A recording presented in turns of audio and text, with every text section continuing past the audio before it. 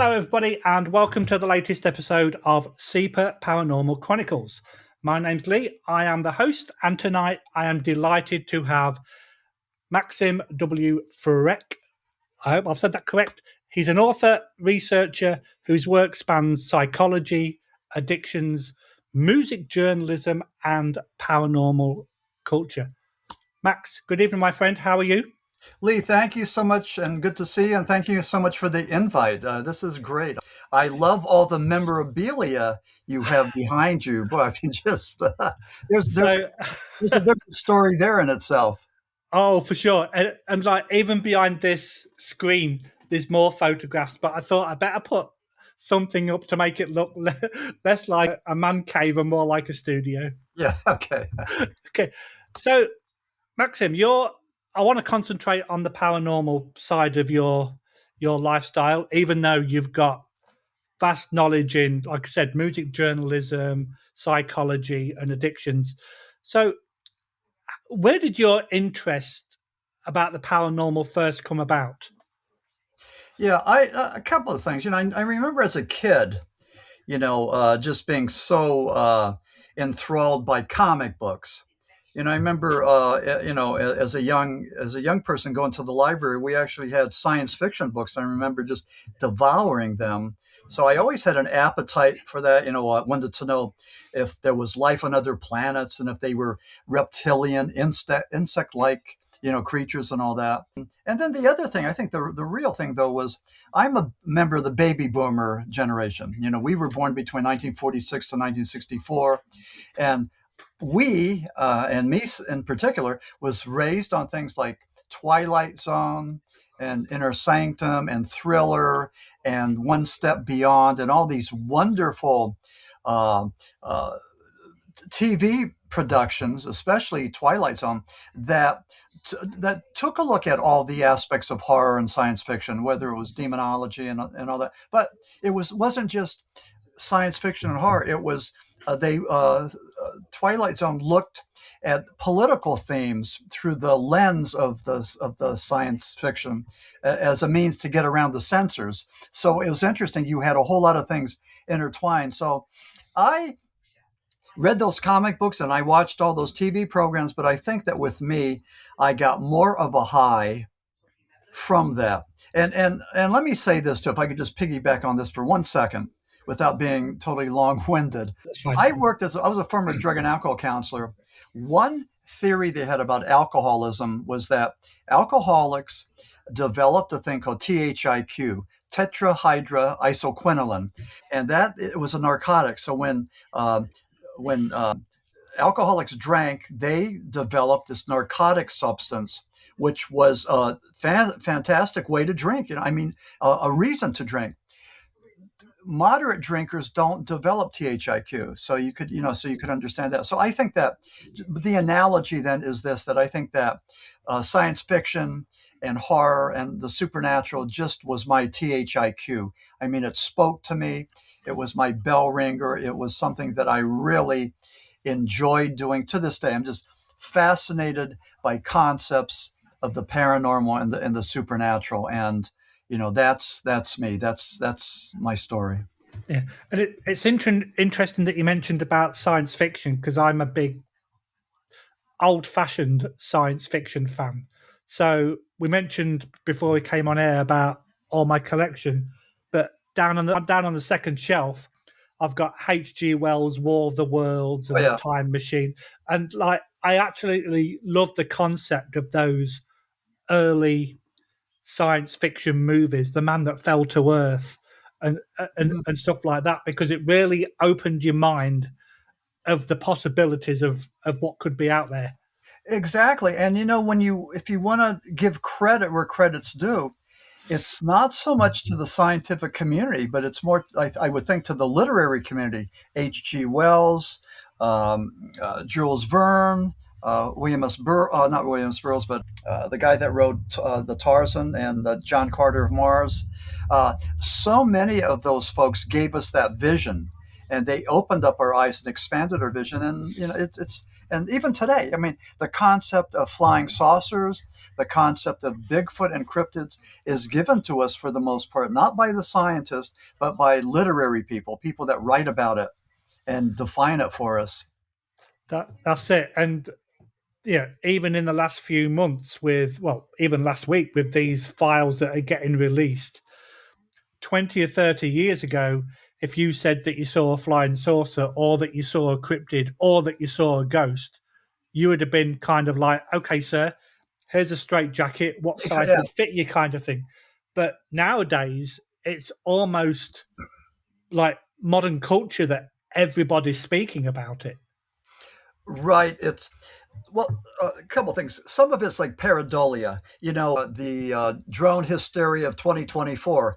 Everybody was looking up into the sky and seeing a drone. And it's just the way the human psyche works. We need balance, homeostasis. You look at something, you look at a cloud formation, and you will find something there. That's what we do. That's one of our greatest abilities. So, as kids, we used to love to look at the clouds and describe what we saw. But I just think that the part of the thing is the fascination for what's out there, trying to understand it. And the thing of it is, beyond that pareidolia, beyond the hallucinations and the some of the stuff that we could explain psychologically, there is reality and truth. And and I'm an example of that because I am a Vietnam veteran. I served during Vietnam on a U.S. On an aircraft carrier called the USS Constellation. As a radarman, I saw UFOs constantly, and we would mark them in the books as UFOs. And when I say UFOs, what are we talking about? We're talking about solid, tangible, maneuverable contacts, more maneuverable than any guided missiles we have or had or the Soviets had. Again, even today, the things that they're seeing are so fast, it's beyond anything that we have. And the most recent that I've heard of was over Louisiana. There's an Air Force base over Louisiana. It was being stalked by drones, and our military was not able to go and lock onto those drones and bring them down. They were pretty sophisticated, and we don't know where they're coming from. So we got the big question mark in 2025 about, at Louisiana. We had the same thing over New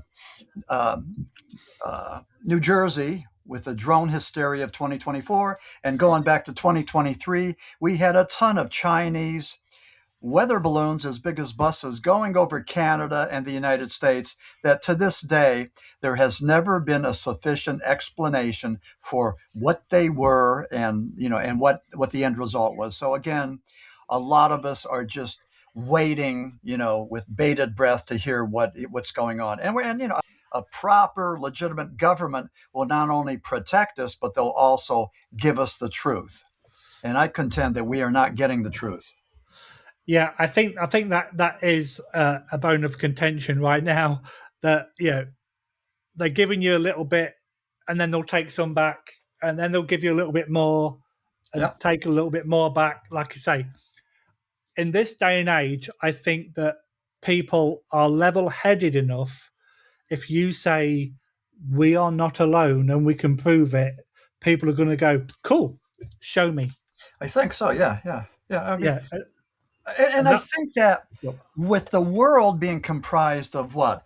Christians, Buddhists, Hindus, and Muslims, we all believe in a higher power and a supreme being who has the ability to create other life forms. So, I think we're all good with that. So, I don't think anybody's going to really, maybe the agnostics and the atheists might freak out, but I don't think the rest of us. Yeah. I can remember the first time that I saw the SpaceX Skytrain. Mm-hmm. I was at a friend's house, and he lives out in the sticks, and we saw it, and there was him and his wife, me and my wife, and we were just like, that is so cool. But if you're not familiar with the space race as it is now, and you saw that, your first reaction would go, I think that might be a UFO. Mm-hmm. But of course it's not, because we know what it is. Mm-hmm. but there is so much out there that everybody that has a sighting or everybody that sees something, they can't all be hallucinating. They can't all be like dreaming about it. There has to be something because it's coming far too common.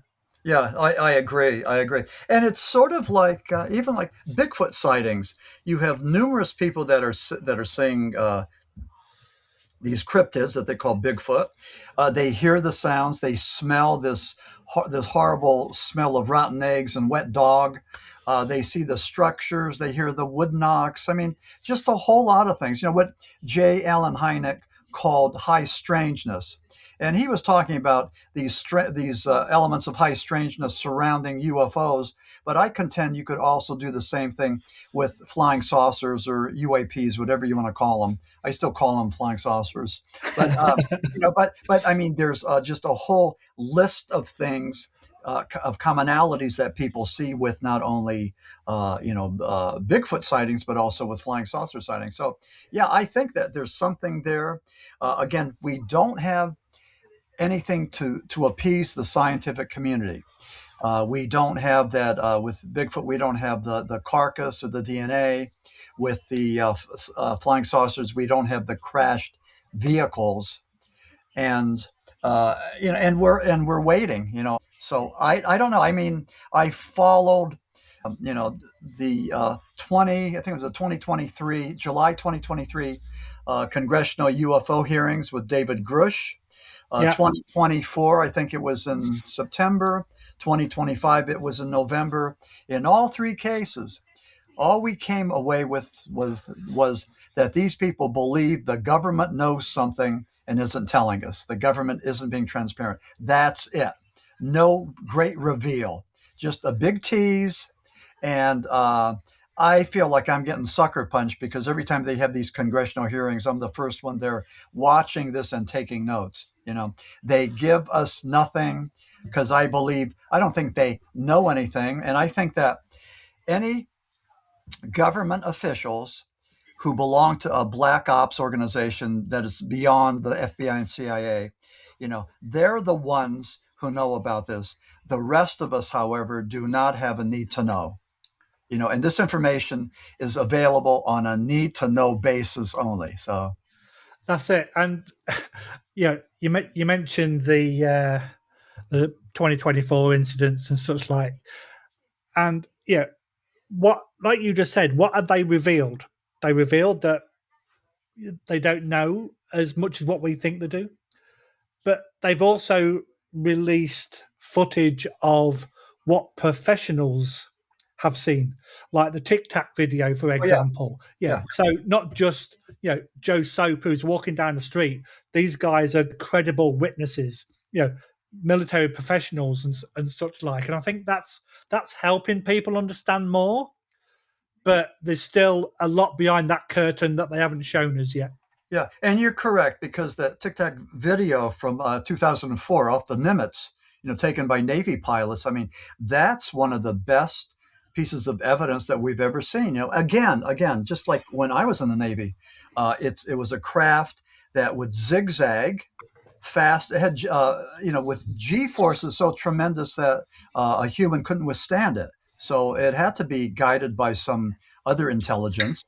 And then it hovered, then it went under the water. So, for what was called UAP, unidentified aerial phenomenon, I believe they started to call it UAP, unidentified anomalous phenomenon. So they keep on playing around with the words and everything. And I mean, there's a whole lot of trickery here. And I think we're being, if I could use the scientific word, we are being bamboozled.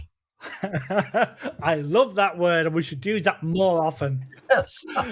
Yeah. And the thing of it is, with 2023 in July, David Grush was the one who testified that he knew where the bodies were and he knew where the crashed vehicles were. This is in 2023. And he would go and give that information to the right people, classified information to the right people under the right circumstances. So where's the big reveal? I mean, this was in July of 2023. We've had plenty of time for him to go and tell us what he knows. But again, I'm suspicious.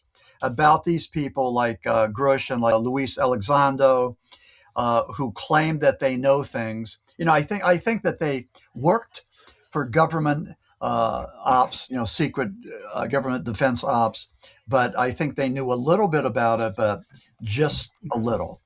And I think Luis was the one who helped get us that video, though, with the Nimitz. I think that he Yeah. did. And you mentioned David Grush, and we have a commercial advertising some UFO show, and he gets asked the question, words to the effect of, are we alone? Or, what's that? And I can't answer that question. Dude, you've just answered it by not answering it. Yeah, you don't know. Yeah, exactly. So Yeah. would you say that the UFO environment is your favorite go-to compared to cryptids and ghosts and hauntings and that sort of thing? No, I think it's. I know it's demonology, and I've written books about Bigfoot. I've written books about flying saucers, but demonology, is the thing that really gets me excited. I mean, I'm just so curious. As a former altar boy, as a current, I would call myself a Catholic Buddhist. I believe that there's an afterlife, and I think most religions and mythologies believe that there's an afterlife where there are ghosts and spirits and demons that can either contact us or we could contact them. And no matter what they say officially, officially or unofficially, all of these religions have some type of belief in that. So, Yeah. I'm working on a book now. I'm finishing up my book, The Scream of the Haunted House. And, we're going to be talking about some of this, but I'm really excited. I don't know if I could just give a little preview to your. Absolutely, you can. I don't know if you could see that. There's The Scream of the Yeah. Haunted House, the Ghost Hunter's Bible. Oh, And I hope this, because I used the picture of the scream. yeah. And, so anyway, we'll see where this goes. But I'm excited. I think it's going to be a really popular book because I think I've done a lot of research and I'm excited about it. It'll be published by Hanger One. They do the Monster Quest series. And I will buy one as soon as it comes out. All right. I'll make sure. And it's interesting that you said that you've done a lot of research, because when I first started doing this with the guys I'm with now, I thought to myself, if I'm going to go into locations and people ask me questions, I'm not going to walk in there and I can't answer any of their questions. So I made sure that I did online courses about ghost and hauntings, poltergeists. Yeah. I even did an introduction into demonology and cryptozoology. So at least I had a basic understanding of what I was talking about, and I didn't just go, well, I don't know. Yeah, at least I could go down the correct path to describe what was happening at that particular time, and help that individual understand from their perspective what was going on. Yeah. Well, there's been some people, like I think J. Allen Hynek, for the most part, with the close encounters of the first, second, and third kind, with Stephen, what's his name, with the I think the fifth, close encounters of the fifth kind. Spielberg. What's his name? Spielberg? No, not Spielberg. Stephen Greer. Okay. That I think it's the fifth kind, where we could get together and do like a kumbaya and evoke the spirit of the alien. But I mean, he's like a new ager. He's like a space brother, with that. But J. Allen Hynek with High Strangeness. So Hynek's giving us vocabulary, and I think that's what we need. We need more terminology to define, because we're dealing with the unknown. So I think that's one of the things that we do as paranormal researchers. And with the world of demonology, I think it's important to be able to talk about ghosts as opposed to spirits and know the difference. And and it's my understanding, and correct me, I know that you're probably more deeper into this than me, but a ghost is sort of an earthbound person who is stuck for whatever reason. And spirit has a higher vibration and can pass over to the other side and then come back.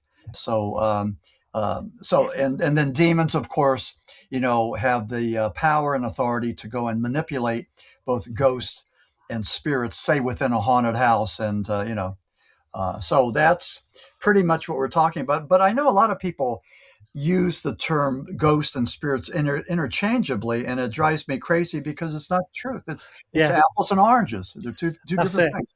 That's it. And yeah, when I was doing my demonology course, I was absolutely like over the moon, so to speak. I can't remember what the exact word that I want right now.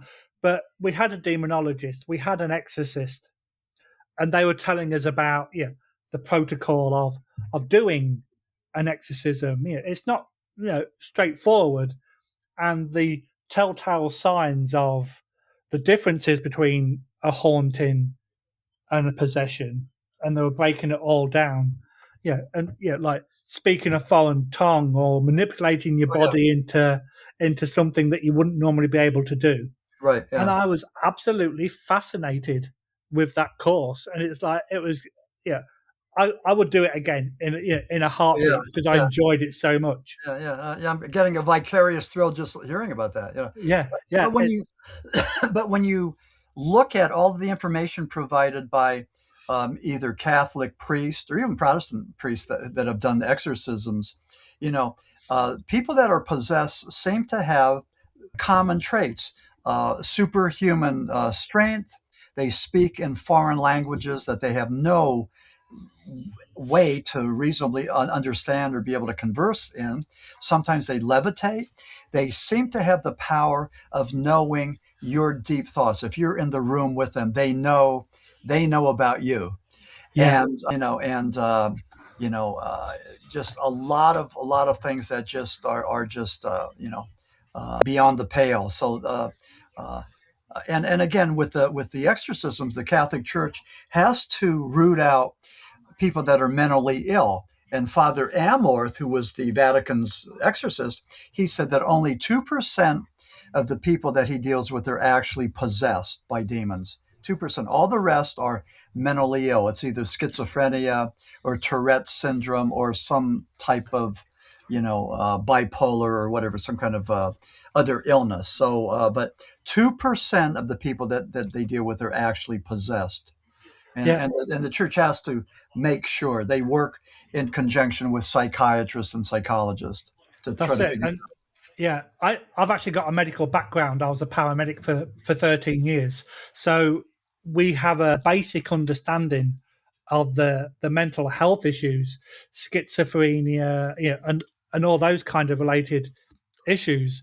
So when they were talking about the differences on that course, I could relate to it so easily because Yeah, I've experienced not experienced, but I've seen saying it, yeah, people suffering from those conditions. And I found it really interesting to know that when the Catholic Church recruited some priests that wanted to become exorcists, the first thing they taught them was mental health issues. So it's interesting that they go to the mental health right. route first before they go into the deeper, darker stuff. Right. Well, that got the church into trouble over in Germany with trying to think of the young woman's name. She was 23. She was a college student, Annelise. Oh yeah, And Annelise Michel. Yeah, yes. And she thought she was possessed by demons, and her parents believed that, and the two priests believed that. But they had a trial, and they found the parents and the priests guilty of her death. yeah, And it was a very horrific exorcism where I think she was basically starved to death, and she wasn't possessed by demons. She was mentally ill, and they found that out after the fact. But because of that case, they no longer are allowed to do exorcisms in Germany. Now, again, above, legally, formally. Maybe they do yeah, them under the table.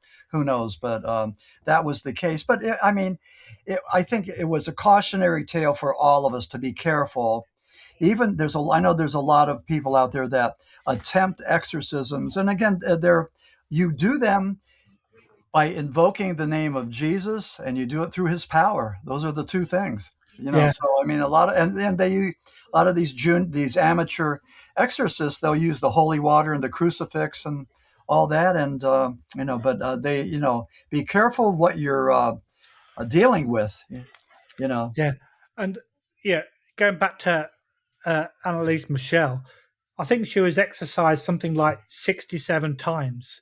And then, like you just mentioned, her family and the clergy were charged with negligent homicide because, like you say, she was mentally ill and starved. And it's like absolutely crazy. Yeah, Yeah, in kind of the modern world, even though it was in the 70s, still modern ish compared to yeah. yeah, the 1800s and such like. But yeah, but that look, we actually studied that case on the course as well. So yeah, I love talking about that because it's a perfect example of what not to do. Yeah, exactly. Yeah, yeah. And culturally, with the whole world, we had, let's see, Rosemary's Baby, I think around 1960, 69. Then we had The Exorcist, and then we had The Omen. And there was a hunger for the demonic. I mean, people loved this stuff. They couldn't get enough about it. I mean, those three motion pictures were just so huge. And then that was the arrival of Ed and Lorraine Warren, who were the pioneers, the ambassadors of demonology. And I contend that Ed and Lorraine Warren were to demonology what Sybil Leek from the UK was to witchcraft. I mean, they both sort of legitimized it. They made it popular. They defined what it was, and so they were important people in in the paranormal realm. Yeah, I I'm so happy that you've just mentioned that because one of the books you've written is the Smurl Haunting, and this was one of the reasons why I wanted to get you on here because when the Warrens got involved and we're going to go into a little bit more detail. A whole movie franchise was made because of this haunting. So how did the Smurl Haunting book come about? Oh, you mean with my book? Yes. Oh, yeah, yeah. Well, there were, I tell people that, excuse me, I think that there was something that channeled through me to write the book. I mean, some unseen forces. And I know that sounds a little contrived, it sounds a little dramatic, but I look at three things. West Pittston, Pennsylvania was very close to where I live in Luzerne County, Pennsylvania. It was about maybe 35 minutes away. So when this was happening in the 1980s, I was driving up there, taking photographs, talking to the neighbors, and sort of immersing myself into some of this. I never spoke to the Schmerls because they were under attack by demons, by the paparazzi, and by the public that didn't believe them. They thought they were just out to make money. So I was there. When Ed and Lorraine Warren announced that they were going to be doing a 15-city tour to promote the book The Haunted, which was about the Smurl haunting. It was written by Robert Curran. He was a friend of mine from the Sunday Independent newspaper that we both worked for. But in 1988, I met Ed and Lorraine in Jim Thorpe, Pennsylvania. Hung out with them, took pictures, interviewed them, stayed in touch with them over the years until they died. So I was friends with Ed and Lorraine. She was an animal lover. Many times I would call Ed and you could hear the rooster in the background. She had a rooster called Einstein. So I knew them and I asked them about the Smurl haunting and about demonology and fighting these demons and all that. And then the third thing that sort of was the trifecta was Friday, July 11th, 2025. I talked my wife into going to Gettysburg to see Annabelle the Doll. And there I ran into Dan Rivera, who was the chief handler for Annabelle. And Dan agreed to go and do an interview with me on Monday, July the 14th. And Dan died a day before. And here's a picture. I don't know if we could see this. not of Annabelle, but let me see if you could see. Okay, yeah. Right there. Okay, there's me and Dan Rivera. That's July 11th in Gettysburg, Pennsylvania. There's Annabelle in the middle, and you can see that Annabelle's in a wooden cage. Yeah. There's 3 crosses there. The wooden cage was blessed by holy water and holy oil. There was a copy of the Lord's Prayer in back. And this was to keep everybody safe from Annabelle. One thing that they said in the literature was that Father Bob would be there at all times to offer an extra level of protection. But when I was there, Father Bob was nowhere to be seen, and he was on holiday in South America. So we didn't have Father Bob there. But again, I was supposed to interview Dan Rivera on the 14th. He died on the 13th. And here's the question. The coroner said that he died of natural causes and that he had cardiac issues. And that's fine. That's the scientific explanation. Other people, like the psychic Vincent sisters, believe that it was the demonic energies of Annabelle that wore Dan down and eventually killed him. So that's the other possibility. And again, I don't know what happened, but there's a number of people that just felt that Annabelle never should have been taken around the countryside on that Devil's on the Run tour. Lorraine Warren wanted Annabelle and those artifacts to stay at the Warren Occult Museum in Monroe, Connecticut. And in 2023, the people that owned those artifacts, and that was Ed and Lorraine's son-in-law, Tony Spira, had the Devils on the Run tour where he took all those artifacts around to New Orleans, to the West Virginia Penitentiary, and then to Gettysburg, and that's where I saw them in Gettysburg. But again, Lorraine did not want that to happen. She wanted those artifacts to stay there in Connecticut. What is your personal thoughts about Annabelle? Yeah, I think there's something there. Again, is Annabelle infused with demonic energies? That's the story. That's what, the Warrens thought. Or could it be that Annabelle is the target of all of these human people? There are all these projections, all the people that believe Annabelle is evil, projecting that possibility, projecting those energies onto her. So that's something that we have to look at as well. But how do we do this? How do we experiment, and how do we replicate those experiments? We're not going to do that. And then what happened too? Annabelle and those artifacts have been sold or leased for $1 million to the stand-up comic and his friend. And I'm trying to think. Yeah, I saw that advertised. Yeah.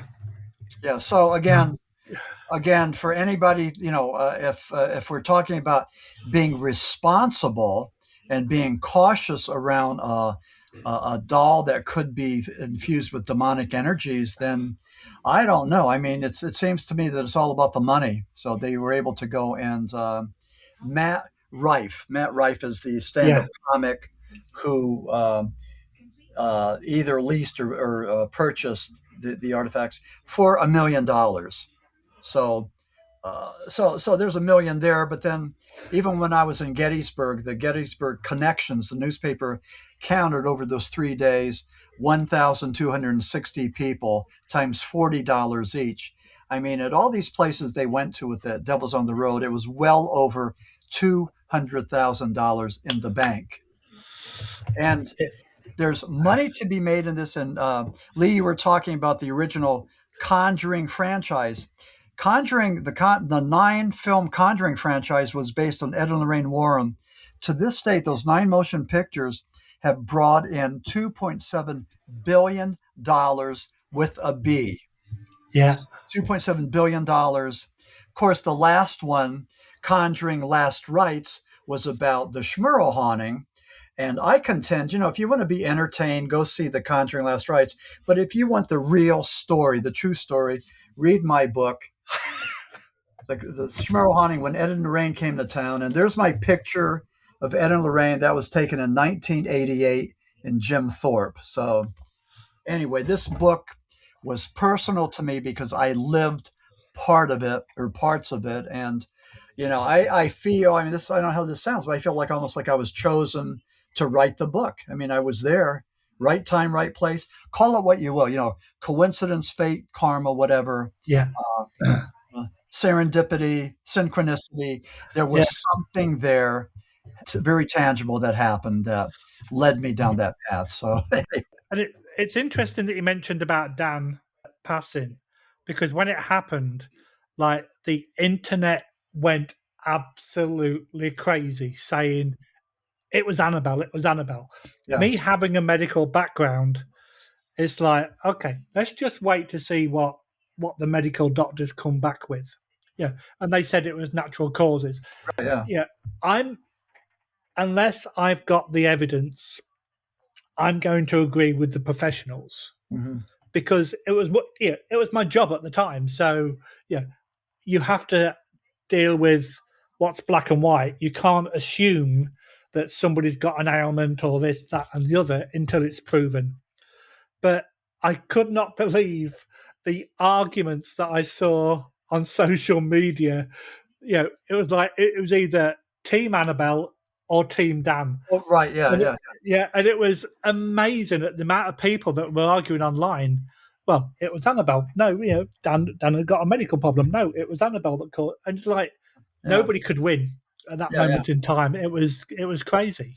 And I got caught up in some of that. I mean, some of those folks up there in Monroe were accusing me of exploiting Dan's death, celebrating Dan's death, making money over Dan's death. Come on. I mean, the only body making money was, the New England Society for Psychic Research taking Annabelle on the road. They're the ones who made a whole lot of money. So, but anyway, that's beside that. Well, it's not beside the point. It is the point. Money is being made through these artifacts, through these shows. It's called dark tourism, and a lot of people would rather venture into the dark side and peer into the dark side. It's just something that we do. It gives us a thrill. And Carl Jung was right when he talked about that, our shadow selves. So, that's the real purpose. But I mean, I didn't, I was attacked, but that happens, when you're sort of visible, when you have a commodity like a book or where you have something to say. If you go against the grain, then you're going to be attacked. But right after his death, there were people that said, "Let's not say anything. Let's let his family grieve in peace," which is true. But I'm thinking, well, they're going to grieve in their own way, no matter what's happening out there in the old world, because this is a tragedy. Correct. But don't tell me not to talk about this, because they're grieving. I mean, that just doesn't make any sense. And that's, so that was part of it. But the death of Dan Rivera, and I have a chapter in the Smurl Haunting called The Death of Dan Rivera. And my publicist and myself and two others had some long discussions about that, whether or not we should actually call the chapter that. Was that inappropriate? Was it disrespectful or whatever? And we decided that, it was appropriate to do that because it fit into the context of the book. That's it. And you're actually remembering him as well. Yeah, and he was a great guy. I mean, I met him there in Gettysburg, and he was a former Methodist that converted to Catholicism. All those guys that were there at Gettysburg, with the New England Society of Psychic Research, were steeped in God. They were Christians. They believed that the power of Satan is great, but the power of God is greater. So that was pretty much their MO. They're fighting, their battle cry. And but Dan Rivera was a great guy. I mean, he had a lot of notoriety, being on a lot of the ghost shows, and a family man, a veteran. Just a wonderful guy, a great guy, and we got along well. And I liked him a lot. I thought he was great. And like I said, we agreed to do a phone interview on Monday the 14th. Unfortunately, he died in his Gettysburg bedroom on the 13th. He died the day before. So whatever, you want to make of that, go right ahead. But it's a tragedy. It's It, unfortunate. it absolutely is, and he's one of those people that certain things would not have happened within the paranormal community if it wasn't for him. I So think, yeah. we have to remember him for that, for sure. Oh, exactly. Yeah. And again, he was good friends with Ed and Lorraine Warren. He helped construct that wooden cage with Ed. They used a glass from a church. I guess it was a deconsecrated church, and they put this together. But that's where Annabelle was, and I looked into her eyes. I mean, I didn't see anything demonic, but I just saw a Raggedy Ann doll. But I'll tell you, in Gettysburg, when I went to see her, it was a really very uh, dramatic ambiance with chimes, and it looked like dry ice and purple lights and everything. I mean, it was a really big production. And I mean, I'm glad I went, glad I met Dan and all that. But, this is part of our paranormal realm, the good things and things not so good, the controversies, the I'm pretty much entrenched with the Bigfoot community here in Pennsylvania, and I'll tell you what, there's a lot of infighting, there's a lot of castigation between these Bigfoot researchers, and it gets pretty ugly. And I just divorced myself from that because I don't want to be any part of that drama. It's no good for the paranormal realm, and I think it just takes us down. I think that what we need to do is speak the King's English, do our research. Try to define the parameters of the paranormal. Hopefully to at some point walk hand in hand with the scientific community. Because we need each other. So that's my hope, and I think if anything, that's what I hope I can bring to the fore. Maybe like a little looking through the paranormal through an academic lens, if that's what I do. Exactly, and I've been doing this podcast for like 16 months now, and one thing that I always emphasize with people is it does not matter who I have on this show. They've all got a story to tell, no matter what it is. And I cannot call any single one of them a liar because what they've experienced, just because I haven't, just because it didn't happen to me, I can't call them a liar. Mm-hmm. So I get as much information as I can, no matter what the subject is. And after each episode, I'm learning more and more. And at the end of the day, if people learn from it, you've achieved your objective. I think so. I think what we want to do is we just want to discuss this and see what makes sense and what doesn't. I'll tell you, a good example would be flying saucers from other planets. The old-fashioned, old-school, the archaic viewpoint was that the Space Brothers would fly from their planet trillions of light years to Earth. And, looking at that, it would just take too much time, too much energy, too much anything. Einstein's theory of relativity would just blow holes through that. It just can't work. But Jacques Vallée said that, well, maybe, if you take this, like Einstein and Rosen said, with their bridge theory or wormhole theory, that if you take the space-time continuum and if you bend it in half and you punch a hole through it, you could go from A to B in a microsecond. That makes sense. That is a better theory. It's a theory, but it's a better theory than just going from, all those trillions of miles. So I believe that. I believe that Bigfoot and also flying saucers are interdimensional. There's some sort of a portal that they zigzag, they shapeshift through that portal from one dimension to ours. So that's something that makes sense. But again, we talk about that in demonology. We talk about spirits having a higher vibration and being able to pass over and come back, where ghosts don't have that vibration and they're stuck. They're earthbound. Some interesting parallels. And I've spoken to many different people that have been Sasquatch investigators, Bigfoot, Dogman, and yeah, they come out with stuff that I've never even thought about before. Like interdimensional. Right. Yeah, and it's like it makes sense. And it's like, yeah, for people that go, oh, they don't exist because we haven't caught one. Yeah, there's probably a reason why we haven't caught one. They're probably a hell of a lot more intelligent than what we are, and they're going, "Oh yeah, there's a bunch of humans coming again. Let's get out of here." Yeah, yeah. And it's I, like, I yeah. I think they have. I think they have special abilities, and a lot of people have talked about that. So, they say they don't walk; they glide. They don't reflect light from their eyes, but they emit light. They have the rapid transport or by location. You see them there, then they're there. So all kinds of just like really bizarre things. But the whole thing about Bigfoot is pretty amazing, and I mean, I love talking about that, and and you love writing about it, the lost tribes of Bigfoot. yes, exactly, yes, and I really enjoy being a paranormal author because I just think that I'm almost like a little kid in a sandbox. Kids are curious.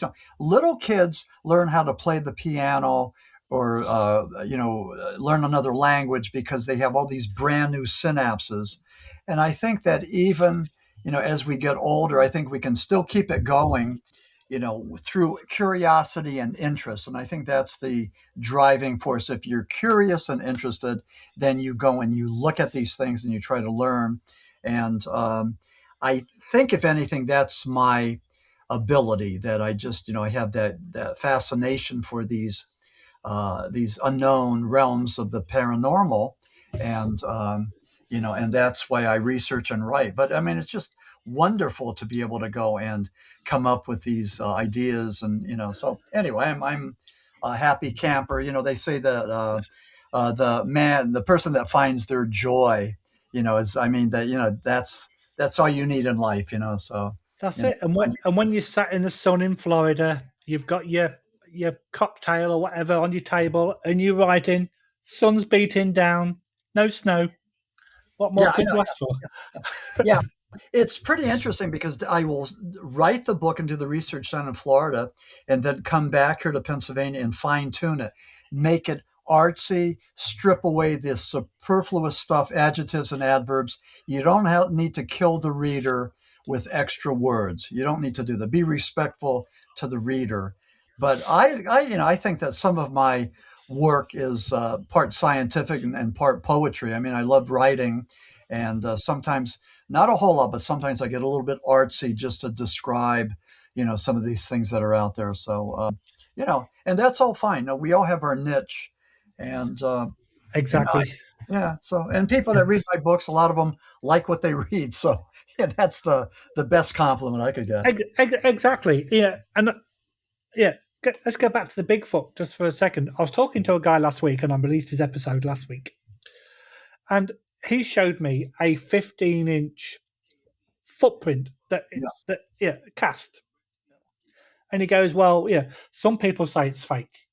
He goes, "Yeah, some people say it's a double step, of a normal animal, but when you can definitively see the individual digits of that foot, and it's like I say, 15 to 16 inches, and you know damn well it's not a double step."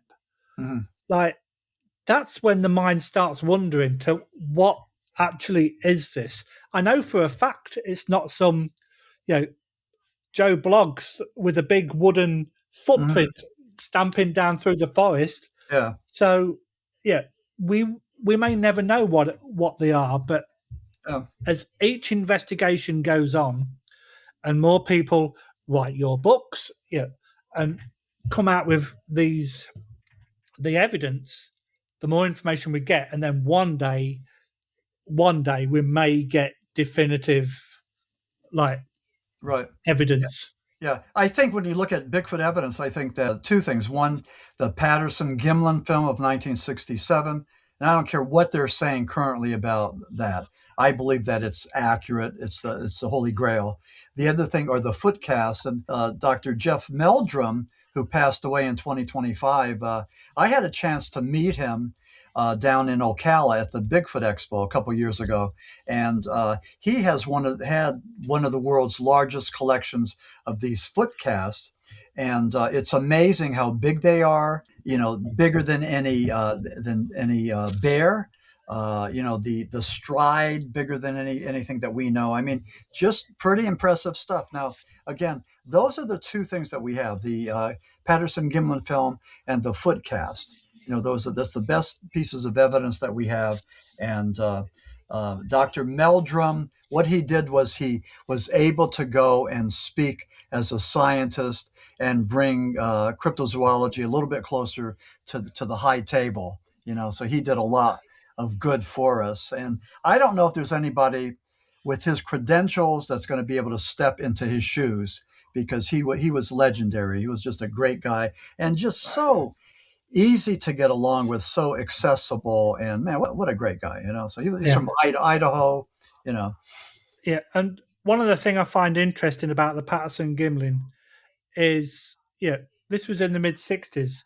The only other recognizable creatures that we had at that time was Planet of the Apes with Charles Heston, and it's sort of like, you could see the blacks of the eyes in the. So it's like, yes, a lot of people think that, like you said, that is the best evidence what we have. Yeah. But I did see a documentary recently where they were able to enhance the video, and they could say, oh, this is where the muscle structure is, and the chest structure, and all the muscles. And if it was a man in a suit, the head and the hair wouldn't move the way it is moving. It would be completely different. And the fact that they actually completely debunked the people that said it was fake by going, the way that the foot steps down, and absolutely broke it down into like proper science. I absolutely was in awe of that documentary, because it proved that what you're seeing is real. Right, yeah. And I think further proof came in 1974, I think it was. In 1972, Dr. John Napier from the Smithsonian, he was a guy from the UK. He had a chance to go and take a look at this Patterson Gimlin film, and he thought it was fake, because he thought that it cobbled together two elements: the upper body of an ape and the bottom of a hominid. And that was in 1972. In 1974, in Ethiopia, they discovered Lucy, Australopithecus, man's oldest ancestor. Lucy was about, I think, 3.5, 4 feet tall. But Lucy had arms like an ape and legs like a hominid. And when John Napier saw that, he said, wait a second, I was wrong about the Patterson Gimlin film. I think it's accurate based on this thing. Again, here was an example of science coming full circle, of the scientific community giving us proof, and again, it's a long process finding these relics and these fossils and everything else. But little by little, I think we're solving the puzzle. But the Patterson Gimlin film, only 58 seconds. It was a female. You could see the breast. It just looked, and it acted as all Bigfoot looks. They look curious and then they run away. They don't want to be with us. In every case, there's only 2 cases I know of that where Bigfoot was actually aggressive. But most of the time, they're just very reclusive, and they don't want any part of us. They just go away. Yeah, and the wife and I watch quite a few of these TV shows, and we have like an in-joke where it's like, oh, there's something in the woods. Quick, turn your camera to blurry so you can't take a decent picture. And it's like, in this day and age, if it's real, you're going to have some really good evidence. But everything is grainy, blurry, and you can't tell what it is. Yeah. And they keep on raising the bar. The reason these pictures don't come out is because Bigfoot has this ability, this psychic ability, to make them blurred. So I mean, we can't win. I mean, we can't No, win. exactly. I'm trying to win. Yeah. So, Max, we are unfortunately coming to an end, but before we do, out of all the books that you've written, which one is your favorite? Yeah, I think it has to be Co-Region Hoodoo. Co-Region Hoodoo takes a look at some of the supernatural, paranormal things in northeastern Pennsylvania and western Pennsylvania, which are pretty significant. Pennsylvania is supposed to rank number 3 in Bigfoot sightings after California and Washington State. So there's a lot of weirdness there. And Co-Region Hoodoo is my bestseller, gets the most reviews on Amazon, just has a whole lot of stuff there. It's just, if you're looking for a book that's representative of me and what I do, I think Co-Region Hoodoo would be the one. So, and I would hope that your listeners, if they are interested in any of my books, I have a website. It's www.maximfurek.com, MAXIMFUREK. And if you would be so kind as to purchase a book or two, please leave a review on Amazon or Goodreads. That's the holy grail that us authors need. We need those reviews. I can't say it enough. So, but Lee, thank you so much for allowing me, for the invite. This has been delightful, and you do a great job with the interviews and with the questions. So thank you so much. And thank you for your time. It's been an absolute pleasure. And hopefully, when you've got some more books under your belt, we'll have you back on and we'll talk about those too. Sounds good. Okay, very good. Okay. Thank you so much, and continued success with your program. You too, my friend. Thank you. Bye-bye for now.